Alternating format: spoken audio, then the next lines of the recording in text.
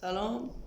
امروز اومدم با آموزش این که چجوری ماشین بخریم داخل GTA و روش خیلی آسون داره، فقط یکم پول لازمه. خب ما اول گوشی برمیداریم و میریم توی اینترنت و توی سرچ می‌نویسیم بای کار.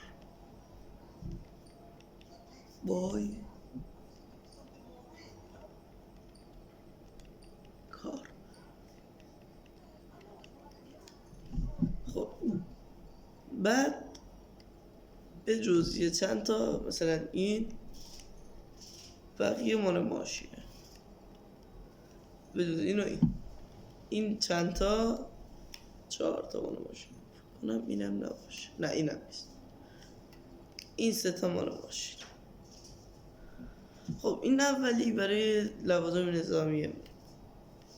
کسی معمولا این ماشین رو نمیخره چون این ماشین رمزش اومده. من خودم اینو فقط خریدم و شما میتونید هر کدوم که دوست دارید رو بخرید. این هلیکوپتر نظامی و اینجور چیزا. سایت دوم ماشینای خوشگل و اسپورت، از قدیمی و موتور تا جدید و خوب گرفته و پرسرعت. هر ماشینی بخواید هستیه. معمولا تر ماشینایی همون چیه. خب سایت سوم هم که واسه هواپیما، همونطور که برای هواپیمای شخصی، هلیکوپتر شخصی، هلیکوپتر معمولی، هواپیمای قدیمی. از این هلیکوپتر رو اینجا زیاد. خب ولی یه سایت دیگه هم هست، اینو از اینجا نمیشه به داخل اینجا هی بزنید. حالا برای ما شانسی این اول اومد. این ماشین های خود جی تی ایه. مثلا اینی که میبینید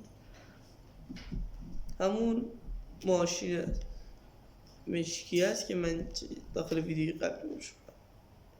یا این موتور هم خیلی معروف شده، خیلی هم میخرن و ازش استفاده میکنن. اینجا موتور 4 چرخ هم داره که باید همینجوری بیاید پایین. اینا موتور 4 چرخ، موتور پی سی جی 600 مدل دوم، ویتا 108 ویدر، تریلو همون یه دونه کلیک، طرحش خودش نیست. هر ماشینی که بخواید اینجا داره دیگه، بگردید و پیدا کنید. تازه این سایت هم بازم هست. این سایت هم برای دوچرخه هست.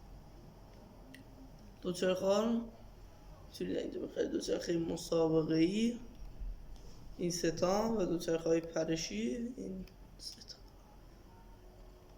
این هم که هیچی نیست. این هم سایت قایق، میتونید اینجا قایق هایی که دوست دارید رو بخرید.